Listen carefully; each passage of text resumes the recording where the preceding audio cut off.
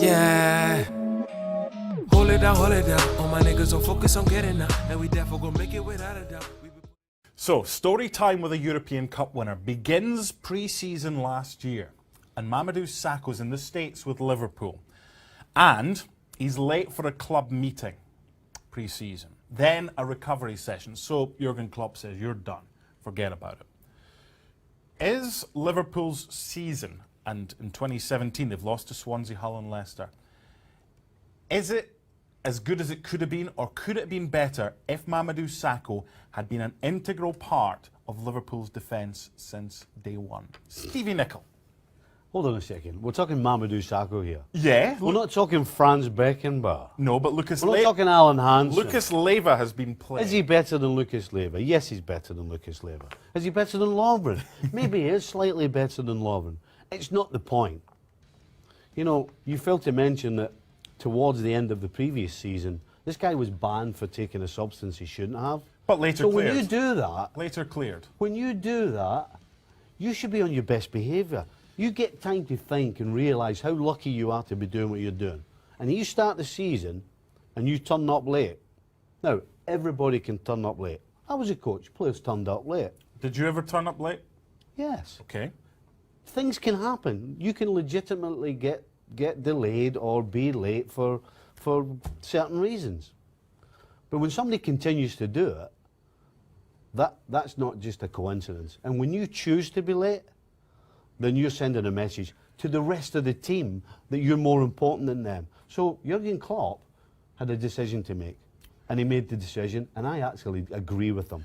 And let's not forget, Liverpool were losing both away and at home to teams they shouldn't have done when Sakho was playing. True. So this is not down to Jurgen Klopp getting rid of Franz Beckenbauer, as I said. This is Mamadou Sakho we're talking about, who is a good defender, but is not. He's not a superhero. Look, you had issues when you were a coach with certain players. Every coach deals differently with certain issues. In this instance, Klopp has chosen to ostracise Sakho completely. Chucked him with the 23, says, on you go. You're not for me anymore. Now, he's come into Palace. He started the last two. They've kept clean sheets. Sam Allardyce. He's flamboyant, I get that. I know he can be hard to manage, but he's been exceptionally good. Probably too good for us. Surely... He's been exceptionally good. Listen, he's been standing on the edge of his box, heading balls away. You know, as I said, you know, when you're playing for Liverpool, it's a different type of game. Crystal Palace is backs to the wall. And I don't know a defender born who doesn't enjoy the grind and the fight of being on the edge of your box and fighting and scrapping and shoving and pushing and heading and kicking. And it's what defenders love to do. He's not your type of defender, is he, Sakho? I'm not saying that. I love it. I love defenders who like to defend. Sakho likes to defend. But it's a package. This is a package, It's a package. We're trying to make this guy out to be something he's not. No. He's a good defender, but he is not making the difference between Liverpool not winning, not scoring a goal. Liverpool never scored a goal for what? 7 weeks at the start of two. But hold on a second. So who's to blame for that? That's another argument. Fine, you want to go down that? I'm saying the whole package. That's why Liverpool never got points. Hold on. Because they couldn't score goals. The whole package here isn't just about his ability and how he defends. It's about what you were saying earlier. You've got to be a team player. You can't be the guy that thinks he's Billy Big Bollocks. So you're agreeing with me now? No, I'm just saying you took the wrong thing when I'm saying package. The whole package is someone who integrates well.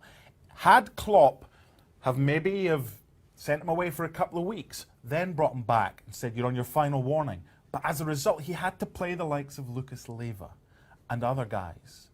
Surely, Mamadou Sakho, on his best behaviour, playing at his best, is a better option than Lucas Leiva. Well, you've just completely gone off where we started. No. You've just said, surely Sakho, on his best behaviour, is better. Well, yes, he is. Right, okay, so yes, you agree with me. I told you that 10 minutes ago, that is he better than Lucas Leiva? I told you that maybe... Liverpool will be higher up in the table. Hold on, maybe he's slightly better than Lovren. But all you're saying is if, buts, ands, this, that, nah. No, we deal in facts here. When you're a coach, you deal in facts. You've got a guy that can't be bothered to turn up on time. So guess what happens? You know, on the field, when the going gets tough, everybody relies on each other. Like you did with Liverpool in the Right, 80s. right. Sakho's a guy you can't rely on. He can't be bothered to turn up on time with like the rest of his teammates. How are people going to trust him when it really matters most? 100%, Klopp did the right thing, and the guy's out the door. You done? Are you going to change your mind again? No. All right. That's us. Look, I'm not a clown, even if few people think I am. So I'm not always laughing like crazy. I'm not always, I'm a complete, I said it, a normal person. So means we all are influenced by the experience we make. So that's how it is. And how should I be in exactly the same mood when I was in the beginning of the season? This is work now. But my job is that the players feel until the next game that there's a big chance that we can win it. And of course, but that's not with laughing the whole week and ignoring the problems you have. I know what people say, and that looks like this. It's not the first time that people say something like this. But I don't have a plan B or whatever. Actually, I don't mind. But it's, yes, we know how to play. But in the end, you have to come into specific spaces. And in the specific spaces, you have to make the right decisions. There's nothing you can do when you say, okay, we only concentrate on set pieces, or we only concentrate on counterattacks, or we only concentrate on counter-pressing, or whatever. That's not like this. It's all-around challenge. We knew it after the Arsenal game immediately, that this will happen in this press conference, and you will ask these questions, and I will probably give these answers. At the end, how I said it a few times, we have to prove it on the pitch. It doesn't look like he had 600 games. I mean it positive, no, it's good. But what can I say? In our not that good games, unfortunately, Millie struggled too. In the good games, he had a lot of good games in his season on the new position, especially. I think especially in the start, it was for a lot of people a surprise that he can do it like this. But how we play, the fullback position is possible for a player like Millie, and so that's why we used him there. And who will play the weekend? I don't know, but I can say the 600 obviously will come whenever. That's how it is. How I said, the away record obviously is not good. If you look only at the numbers, then that's pretty obvious in comparison to the home record, especially. And but it's not that there are no chances in the game or whatever. It's always the situations are similar. Sometimes they use the situations, sometimes not. And for the other teams, it was always really hard work to do it. So we only have to be ready for hard work. If we do this, then I think we have a bigger chance to win than to lose. But that's first of all what we have to do. And there's nothing decided before the game. Before the Arsenal game, the mood here was quite optimistic, but I think a lot of people thought, yes, until now it was like this, but if they lose now against Arsenal too, then they have really problems. So I was not sure in the last press conference that we will win against Arsenal. So in this moment, I'm not sure that we will win against Burnley, but I'm quite optimistic. Unfortunately, Roberto Firmino struggles a little bit. He felt something after the game, and until now, in this week, he couldn't train, so we need to wait a little bit more, and then we will see. All right, let's get back into the league. Liverpool and Burnley. This is exactly the type of game that Liverpool have struggled in all season long. A resolute team outside of the top six have been their Achilles heel, but Burnley have the worst road record in the league. Liverpool get it done at home against opposition outside of the top six at long last. Agreed. Liverpool will win. Burnley, not at home.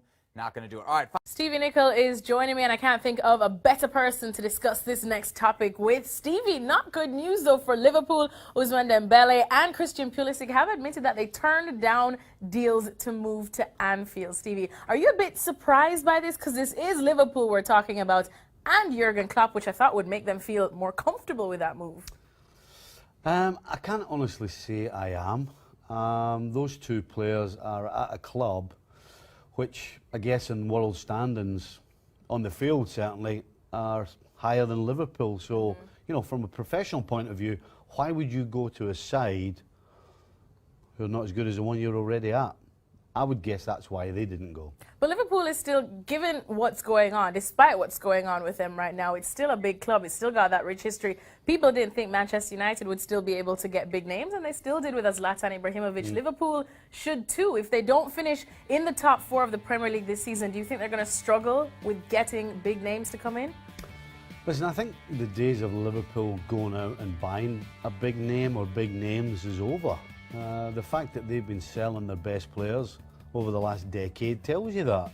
And this new ownership, and certainly Klopp, they're both into young players, up-and-coming players, the likes of Pulisic, the likes of Dembele, but probably guys who are even, well, who don't even have as big a profile as those. You know, they're talking about spending 20 to 30 million on up-and-coming talent. Liverpool are not going to be signing established world stars. Certainly, well, they're not in the top 4, and I don't think they're going to be the top 4 this year, which means they won't be signing anymore. That's not really the best news you want to hear. I mean, yesterday we were just talking with Paul Mariner how Liverpool need a big name in attack, a big name going forward. So what's Klopp to do now then? Well, he has to make sure that his scouting staff can produce and unearth some diamonds, because that's really what he's all about. And unless they do, it's going to be a struggle for Liverpool. Not forget the title. It's going to be a struggle for Liverpool to get into Champions League spots in the near future if he doesn't uncover these diamonds. And I can assure you, in today's market, that's not easy. All right, well, I'm sure that was pretty tough for Stevie Nicol to say, but that is the reality of the case right now for Liverpool. Paul Mariner is joining me, and even though he's an Arsenal man, he will understand this cry for Liverpool, because Arsenal constantly saying that they need a big name presence up front, and it seems to be the same case for Liverpool right now. Is that what they're missing, why we're seeing this lull? It seems that's the fact. I thought Origi would do better than he has done. I thought, well, let me qualify that. I thought he would have progressed a little bit quicker than he has done. I still like him. I think he's still got a bright future. But as a fully paid up member of the number 9's union, you do need that focal point. It's all right saying that, well, we play a false 9. It's difficult for the players to get used to, but if you do have that focal 9, like if you look at the big teams in the Premiership, Costa, Harry Kane, Zlatan, players of this ilk, they are the focal point of that attack. Now, this may be part of Klopp's philosophy that he doesn't want that focal point. But if you look in history of the size that he had at Dortmund, you tend to think, well, he had Lewandowski and he had people that you could really say was a genuine 9. So I think they are in need of that focal point.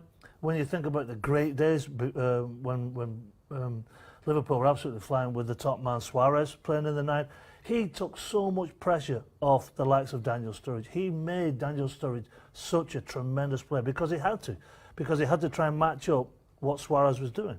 So therefore he makes players around him better, and that's what you need. It just seems that they've just lost the way with the rotation of Coutinho, Lallana, Firmino and Mane, obviously losing Mane in the African nations, but it seems as though they do need that focal 9. All right, well, Sadio Mane, the top scorer for Liverpool, with 11 goals there. Should Klopp possibly look to do something different and build a team around him then, or should he take a second look at maybe a Daniel Sturridge, even though we know what happens to him sometimes with the injuries? Yeah, I have a feeling that Klopp and Sturridge is a broken relationship. So that's out the door. I could be wrong, but I just don't see that working. I think that he's either got to work in the summer with Origi and get him to play that role, because he's definitely got the pacing behind. He can hold it up. He's got the stature. Maybe he's got to try and steal Morata from Real Madrid in front of Conte at Chelsea's nose, or maybe Mandzukic. Maybe he can prize a top centre forward away from a team that he knows the likes of Morata and Mandzukic can come in and be a fantastic focal point. But as we've said, maybe that's not the way he wants to build the side, but it certainly looks as though they're just lacking that focal point through the middle and maybe some leadership. All right, thanks so much to Paul Mariner. Always